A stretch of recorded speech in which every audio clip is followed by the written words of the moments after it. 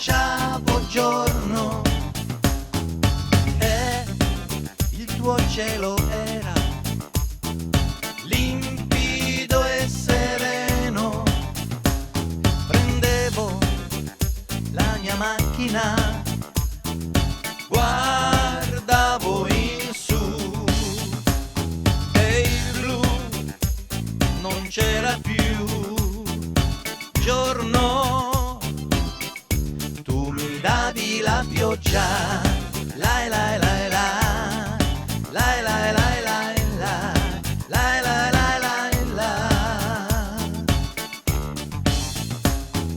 Poi ad un tratto, mentre la pioggia continuava a cadere, lei mi disse: perdonami ma non t'amo più. Lei mi disse: perdonami, so che soffrirai. Erano gli anni 60 a Milano, in via Cesare Correnti. Eravamo tutti amici e ci volevamo bene.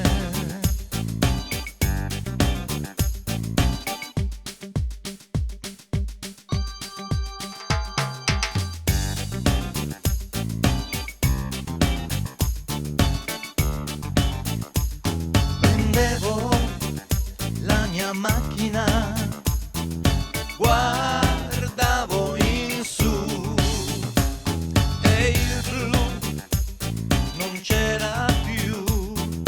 Giorno, tu mi davi la pioggia, lai lai lai la, lai lai lai lai la, lai lai lai lai la. Poi ad un tratto, mentre la pioggia continuava a cadere, lei mi disse: perdonami ma non t'amo più.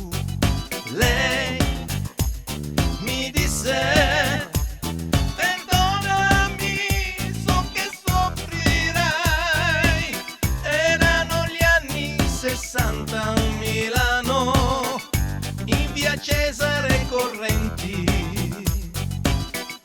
Eravamo tutti amici e ci volevamo